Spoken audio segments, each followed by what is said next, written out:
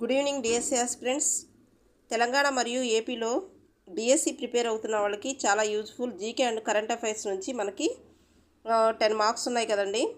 Standard జీకేకి 5 marks రావచ్చు, current జీకేకి 5 marks రావచ్చు. మనకి ఎక్కువగా అడుగుతున్నది, మనకి ఇంపార్టెంట్ 2024లో పద్మ పురస్కారాలు ప్రకటించారు కాబట్టి ఇది చాలా ఇంపార్టెంట్ టాపిక్. ముఖ్యంగా మన తెలుగు రాష్ట్రాలకు సంబంధించిన వాళ్ళు ఒకసారి గమనించండి. ఇది ఏ సందర్భంగా అంటే 75వ గణతంత్ర దినోత్సవాన్ని పురస్కరించుకుని జనవరి 25న ప్రకటించారు. 132 మందికి పద్మశ్రీ ప్రకటించారు. పద్మ అవార్డుని 132 మందికి పద్మ అవార్డులని ప్రకటించారు. అందులో 5గురికి పద్మవిభూషణ్, 17 మందికి పద్మభూషణ్, 110 మందికి పద్మ అవార్డులు, పద్మశ్రీ అవార్డులు ఇచ్చారు.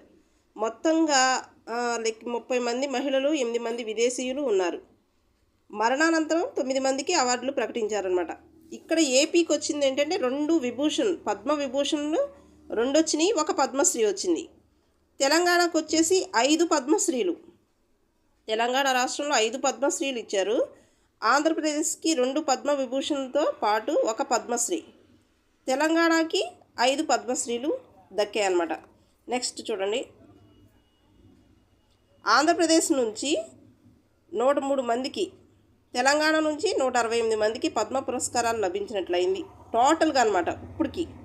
ఓకేనా. నెక్స్ట్ ఇది ఒక ఇంపార్టెంట్ బిట్టు. సుప్రీంకోర్టు తొలి మహిళా న్యాయమూర్తిగా రికార్డుకి ఎక్కిన కేరళకు చెందిన చనిపోయిన ఆవిడనమాట దివంగత జస్టిస్ ఫాతిమా బీవీకి మరణానంతరం పద్మభూషణ్ లభించింది. ఎందుకంటే ఫస్ట్ తొలి మహిళా న్యాయమూర్తి కాబట్టి ఇది ఒకటి ఇంపార్టెంట్. ఇక్కడ టేబుల్స్ చూడండి. పద్మ విభూషణ్ 5గురికి కదా, అందులో ఆంధ్రప్రదేశ్కి కొణిదెల చిరంజీవి గారికి కళారంగం నుంచి, వెంకయ్యనాయుడు ప్రజా వ్యవహారాలు. నెక్స్ట్ ఇక్కడ పద్మశ్రీ తెలంగాణ నుంచి చాలా ఎక్కువ మందికి, అంటే 5గురికి వచ్చిందనమాట. వేలు ఆనందాచారి గారు, నెక్స్ట్ దాసరి కొండప్ప, కేతావత్ సోమ్లాల్, గడ్డం సమ్మయ్య, నెక్స్ట్ కురెల్ల విఠలాచార్య, వీళ్ళందరికీ వచ్చింది. వాళ్ళు సాహిత్యం విద్యకు సంబంధించిన వాళ్ళు వీళ్ళిద్దరు. నెక్స్ట్ పద్మశ్రీ వచ్చి ఉమామహేశ్వరి, కళలకు సంబంధించిన వాడు అనమాట. ఓకే. పద్మభూషణ్లో మన తెలుగు రాష్ట్రాలకు సంబంధించిన వాళ్ళు లేరు. చూడండి, గమనించండి, పద్మవిభూషణ్, పద్మశ్రీ. ఓకేనా ఫ్రెండ్స్, నచ్చితే లైక్ చేయండి, షేర్ చేయండి అండ్ సబ్స్క్రైబ్ చేసుకోండి. Thank you.